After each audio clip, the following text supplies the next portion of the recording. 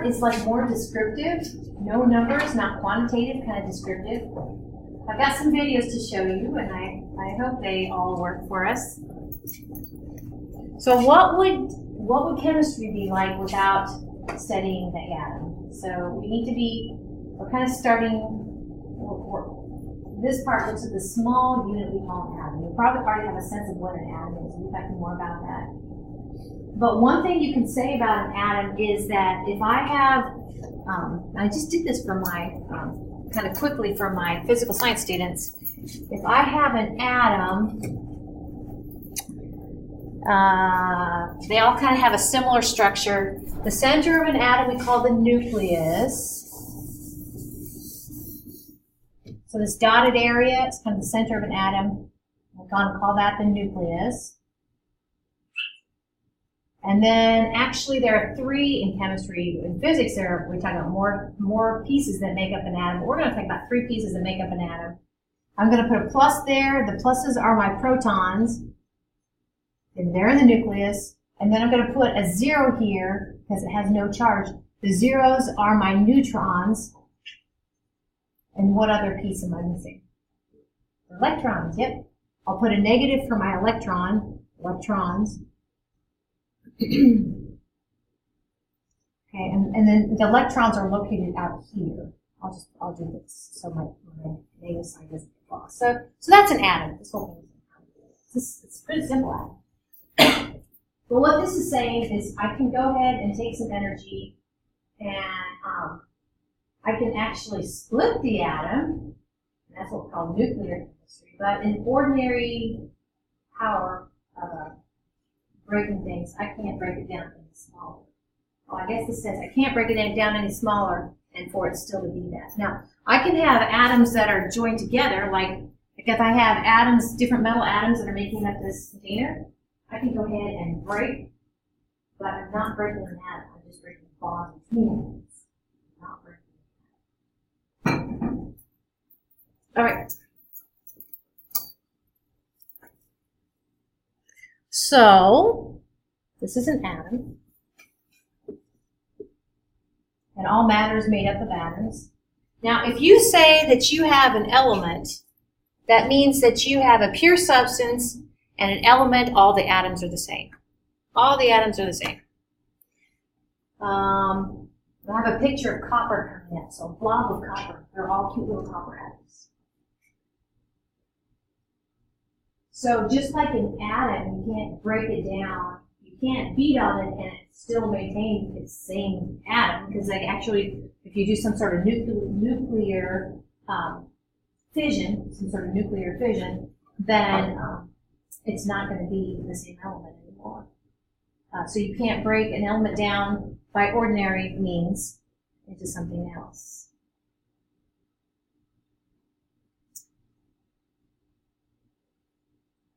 So here's the first video. It's a couple videos. Check this out. Talk about the periodic table more kind of. I don't think I've done any extra credit in here yet, but I'll go ahead and start a column in Canvas, and it'll be extra credit, so you can get 10 extra credit points, good for missed homework points, if you put on your phone, not everybody has a smartphone, but if you do have a smartphone, or put it on a computer, an app for the periodic table. There's so many good ones out there, and they're free, okay? So you just need to do it and show me. You're geeky enough to already have one. But here's a black and white periodic table. This is of the likeness that you will get on your next unit exam, because we'll be talking about periodic table. You'll notice that the periodic table doesn't have the names. So I'm going to kind of show you, I think in the slide coming up, that there are a few of these you need to know the names of. Okay,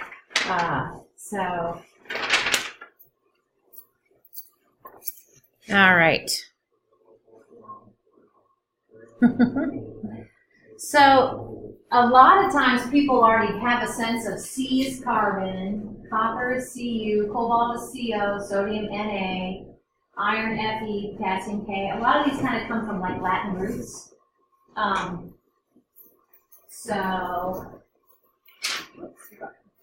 You're like, well, how did they do that? But now there's one thing actually up here that's important, and that is that if you have something like cobalt that's 2 letters, the second letter is always lowercase. And you'd be like, oh, what are you being so anal about that? Well, there's a big difference between capital C lowercase o and capital C capital O.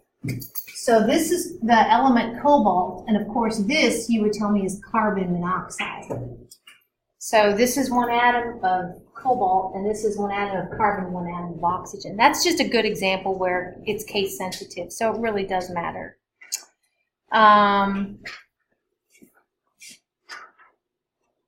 Okay, so copper, again, if I was to look, and I'm going to kind of show you zoomed in on this copper. Here's a chunk of copper. Here's looking at it a little closer. These are all cute little copper atoms that are hugging each other. They're stuck together with what we call intermolecular bonds. So this is looking at copper closer, and this is looking at copper even closer. Of course, we don't have a microscope here that would do that. It becomes tricky because if this is this isn't a copper atom, but if this is the general structure of an atom, it becomes a play on light to try to kind of get some sort of interaction here at the small level of how small an electron is. So let's see if this video animates for me.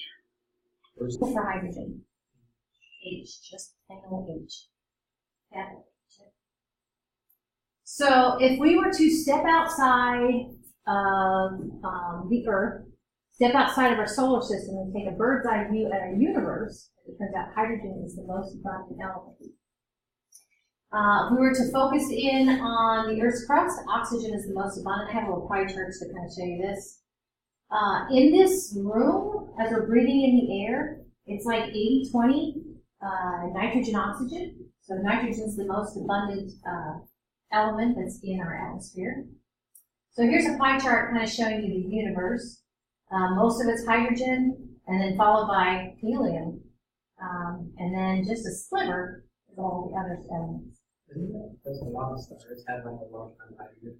Well, sort of. The stars that have the hydrogen, and that's related to actually the Big Bang, that actually the simplest elements were made as kind of Big Bang. So it takes a while for stars to go ahead and create carbon and to create the heavier elements. They have to live their lives and to infuse the universe with heavier elements. So yeah, kind of, yeah.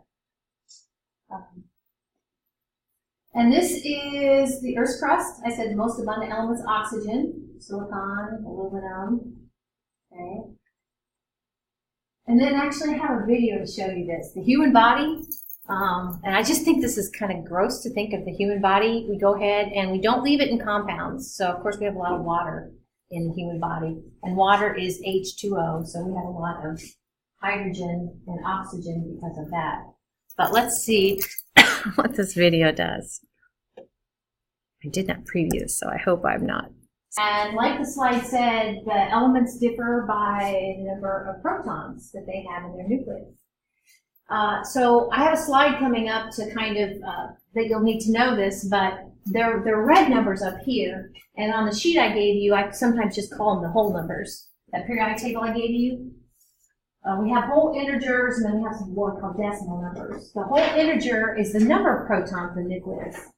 And you can already kind of see, either looking at that periodic table or looking at the one I gave you, that you can see it increases by protons. So we have hydrogen, 1 proton, helium, 2 protons, and there's a reason why hydrogen is there twice. Lithium, 3 protons, beryllium, 4, boron, 5, etc. So you can kind of see it increases, and kind of, it's like a calendar, the way I look at it. The periodic table kind of goes over there, you finish that week, you go on the next week, you go on the next week, you go on the next week. Okay. So I'll come back to it. So a few things about the elements. There are just a handful of gases. And you can see the little subscript 2s here. That actually, those are special gases. We're going to see that at normal temperatures and pressures on Earth, they don't like to be one atom of gas running around. They like to have a buddy and form what we call a molecule. So hydrogen's like that, two get together, nitrogen, two get together, oxygen, two get together, fluorine, two get together, and chlorine, two get together. Those are called diatomic elements. We have only two liquids, bromine, diatomic bromine, and what's Hg stand for? That's our M. Mercury. And then the rest are basically solids. So here's our kind of solids. And we'll be talking momentarily about these solids. Solids could be metals, solids could be non-metals, solids could be metalloids. Actually, all elements could be metals, non-metals, or metalloids. We have to classify them. A lot of solids, just a few gases, and only two liquids. So a minute ago, we saw those little subscript 2's. That should hopefully remind you of something like this. If I were to ask you the formula of water, you probably would tell me H2O, and you would write it like this. Capital H for hydrogen, we have two of them, and an O for oxygen, and it's implied we have one of them. So when we see the diatomic elements, it's just saying, like I said, they buddy up. They're stuck together. They have one other buddy normally. So diatomic elements, there are 7 of them. And the way I remember them, I'll go ahead and write on the bottom, is the German name. I don't know. I learned this like way back when I first started chemistry at the University of Northern Iowa. So if I spell out Hofbernickel, H-O-F, that's Hof, Ber, that's B-R. Nickel, I'm going to go N and I and C-L. 1, 2, 3, 4, 5, 6, 7. So Hofbernickel, I'm going to put little subscripts here to show that those, of course, those are symbols of elements. And my little subscript 2 there means that they're diatomic. I used to have a little laminated card that said Hofbernickel, your diatomic elements. How corny is that? So this is what the diatomic elements look like on the periodic table. Some are gases. We have liquid bromine. Iodine is kind of an interesting sort of solid under normal atmospheric pressures and temperatures that what we say sublimes. They go right from a solid to gaseous, get the liquid stage. But those are the 7 diatomic elements. And I guess this is important because, like, if water, which it does, if water reacts and such, we always show, I'll kind of show a chemical reaction here. If we have water that is breaking down to form hydrogen and oxygen, you're always going to see it with little subscript 2's there because it's diatomic. It's not going to be like miscellaneous oxygens by itself. Of course, this isn't what we call balanced. It's an unbalanced what we call equation where we start with this and end with this. That's okay. It can be unbalanced. Okay. So sometimes I get people that are really creative. So you need to take a periodic table, take the slide, and know that you have to memorize the name and the symbol for these elements. So one of the things I told you a minute ago is the periodic table I gave you. It has a whole number at the top and kind of a decimal number at the bottom. That whole number is the number of protons, and it's what we call the atomic number. I think the video we watched might have said this. Atomic number of protons in the nucleus. So, for instance, which element on this periodic table has 50 protons in its nucleus? 10. Yes, SN, 10. Very good. So you need to know, that's a good example, you need to know that TIN is S, capital S, lowercase s. So, but sometimes I'll have students that are like, that's all they'll do. They'll just be like, this slide for their unit 2. So I'm like, no, we need to do more than that too. Okay? But for instance, whatever 81 is, you're not responsible for. So yeah, bismuth. Maybe because I can't spell. Bismuth. So you don't need to know the name and the symbol for this, but you do need to know the name and symbol for lead. And you do need 84, let's see what I have, 86. Oh, well, freon. Okay. So that's that. And I know you're like having had your Unit 1 exam. Why am I talking about Unit 2? Well, your Unit 2 exam, you will have a section where I'm going to give you the symbol for the element, you give me the name, and I'll have another section where I give you the name, you give me the symbol, and that slide is where it's going to come from. Yes? So do you know that like lead has 82 electrons? We'll get to that. No, but yes, we'll get to that. So he knows it's a cation. Yeah. It's coming. So when we get to that, I have questions. Yes. So like we meant you to memorize how many electrons it has with the symbol. I don't want to confuse other people, but eventually, if it's neutral, you're going to have to match up. Okay. So, what else? Well, periodic table. I love it. There's actually an exercise that I usually do in this class about the periodic table, and I'm not sure if I'm going to reel that into something we do in class. I already mentioned that the periodic table kind of reminds me of like a month. It's like a calendar to me. You go left, you finish a week, go on to the next week, go on to the next week. But it's got this, what we call, well, I'll get to that. But so you need to know that these are called periods. These are called periods. These are called periods. Okay? And the days of a week is called a group. So these are called groups. Okay? Periods. Now on the periodic table I gave you, it should have little numbers over the side there. So that's the period. So like for instance, what period is bromine in? Bromine? Yeah, 4. So period 4. See how that works? And then what group is bromine in? 4%. Now there's different, if you had chemistry before, which apparently you have, there's different ways of assigning groups, and we're going to go with monomer. So it's 7A. 7A, otherwise called 17 up here. I go with the whole thing. There's a reason. And so we have periods and groups. Alright.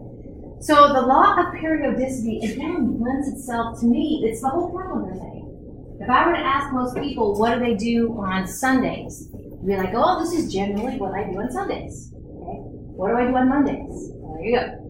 You know, of course, we have more groups than we have days of the week. There are more than 7 up here. But for that reason, it kind of wraps back around. So what we're going to see is that just like days of a month are periodic, where we start back a new week with Sunday, wraps around. So also the elements are periodic.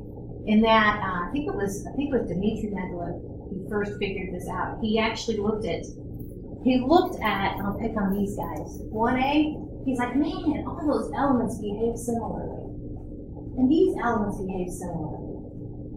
I'm going to kind of skip these for now, although there's some similarity here. But what's cool about, if I go from this is 1A, 2A, these are actually B's, 3A, 4A, 5A, 6A, 7A, 8A. Okay.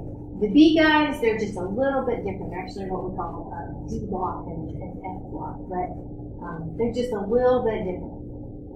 But the A's are awesome. These are A's you can kind of hang your hat on. But you see where they wrap around.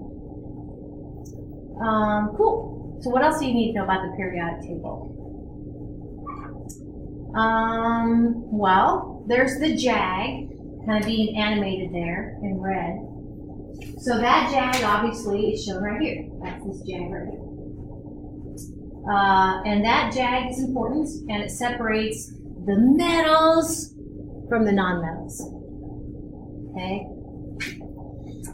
And along the JAG or the stair step, we actually have a handful, and they're kind of highlighted in yellow here. A handful that touch the JAG that are what we call metalloids. And it's my understanding that depending on which chemist you talk to and what time of day it is and what sort of mood the chemist is in, all metalloids will be along the JAG, but some of them, they may be controversial whether they're a metalloid or not. So I have boron, silicon, germanium, acetine, antimony, tellurium, and, oh, that was acetine, arsenic, sorry, arsenic and acetine. Metalloids. Metalloids kind of between a metal and a non-metal. So for this class, I'm going to hold you accountable for knowing the JAG and knowing we have lots of metals and a few non-metals. I'm also going to hold you accountable for special names of a few of the groups. So as you see that yellow kind of lit up, think of those elements in those groups, okay? Those elements actually have similarity with regard to how they react, what sort of compounds they'll form, and like some of you may already know, this law of periodicity, this kind of wraparound with similar characteristics, has to do with how the electrons are. So what else do I need you to know for this class? Well, I talked about the A's, so highlighted here are your A's. Group 1A, 2A, and then we skip the B's, 3A, 4A, 5A, 6A, 7A, and 8A. One of the things that I still kind of,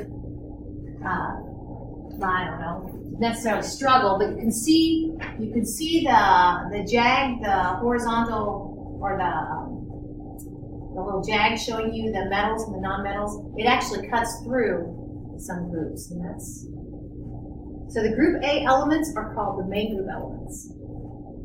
These, transition elements. And actually, the video we watched kind of slowed down and it was dramatic right there about lanthanum. And it said, here's where the table splits. So if you look a little bit closer, we have 55 protons, 56 protons, 57 protons, and 72. So 57, and then we go down here, 58 through 71, and then 71 back to 72. And again, it has to kind of do with how which electrons we're adding as we kind of go down here. But these guys have names. Oh, sorry, coming up. Hold that thought. So these are periods. Period. So those will be weeks. And if you're like me, your week varies from day to day, but the days of the week have similarities. All right, so let's go back to where the periodic table splits. So right here, we would call these the lanthanides, lanthanide series. Not so surprising then here, after we call these the actinides. Insert there.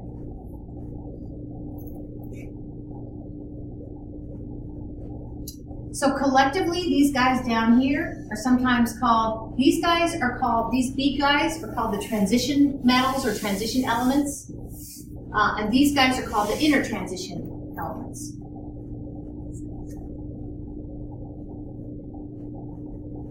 All right, so names that so that's ways of, I say, chunking up the periodic table. We talked about the JAG, we talked about the most elements are metals.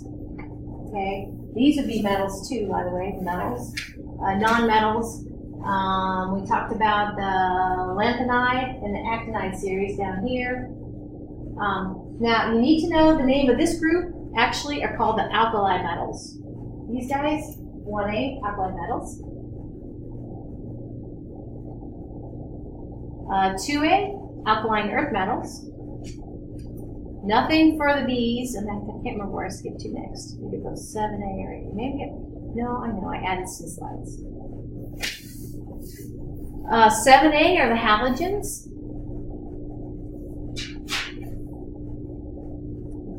Halogens.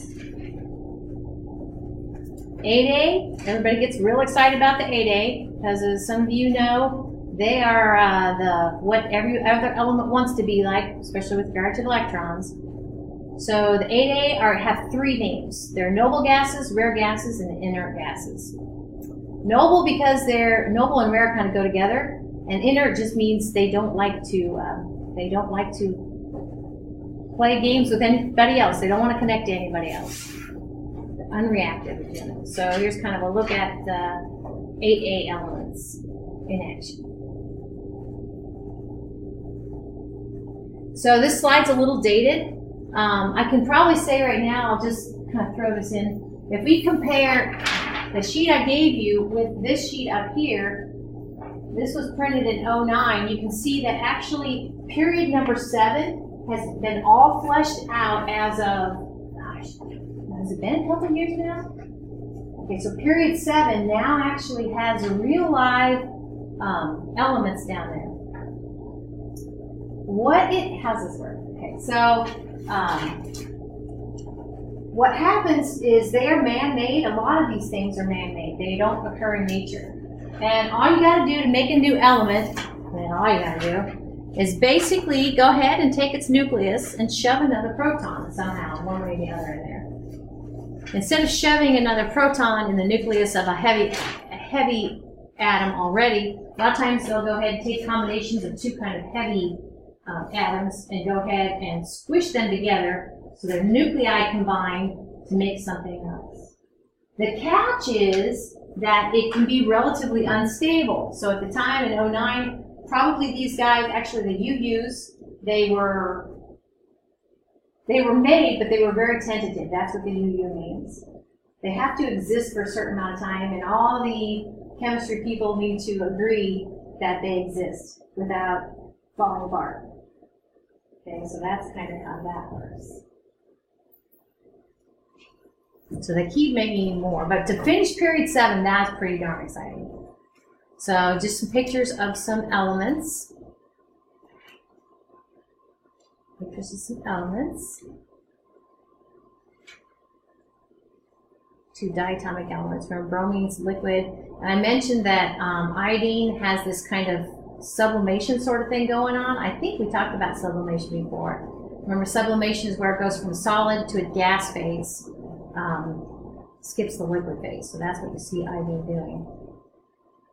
Silicon side. So that JAG separates metals from nonmetals, and you probably get a sense for this. If you think of metals, you might think, you may or may not think of this, but metals actually conduct both thermal energy and electricity pretty good. Nonmetals, not so much. Metals tend to be shiny, lustrous. Metals tend to be malleable. That means you can hammer them into a flat sheet of paper. They tend to be ductile. That means you can draw them into a wire. Okay. Non-metals, not so much. And just kind of miscellaneous periodic table. I guess I should mention about periodic tables, the one on the video and the periodic table, the black and white periodic table here, the periodic table here. What they have in common is each box represents an element. They should have the same symbol for the element, but they have slightly different information. This one actually would give you the names of the elements, and you're not going to have that for your test. But in the upper, this one is focusing on beryllium. So the symbol for beryllium is capital B, lowercase e. The 4 means 4 protons. The 9.01 we'll be talking more about. That actually is how much a beryllium atom weighs. But it's its average, its weighted average. So it's average atomic weight. So as the video talked about, there could be different, I don't think there's for beryllium, but in nature there could be different forms of beryllium that has different numbers of neutrons, so they weigh different. We call those isotopes. So that decimal number takes into account the different isotopes that might be up there. Oh man. So yep, I'm gonna throw this on at you. This is what we call welcome to a terrible winter, where we have to get down the road. So these will be due Wednesday. Each class is different, each teacher is different, and some teachers can lop off what they teach. They don't teach at all. Some teachers like me, I just 100 miles an hour and kind of try to pick up some. Okay? Let me know. I check my email if you have any questions about your test tomorrow. I will be on campus. So your test is at 10. I'll be on campus by 9. If you have any last minute questions, you can swing by my office. Your test is at 10? 11. Sorry, you're right. But I will be on campus, yeah, thank you. It's 11. 11 is I will do. So I'll be on campus by 9. So if you have any questions. All right? All right.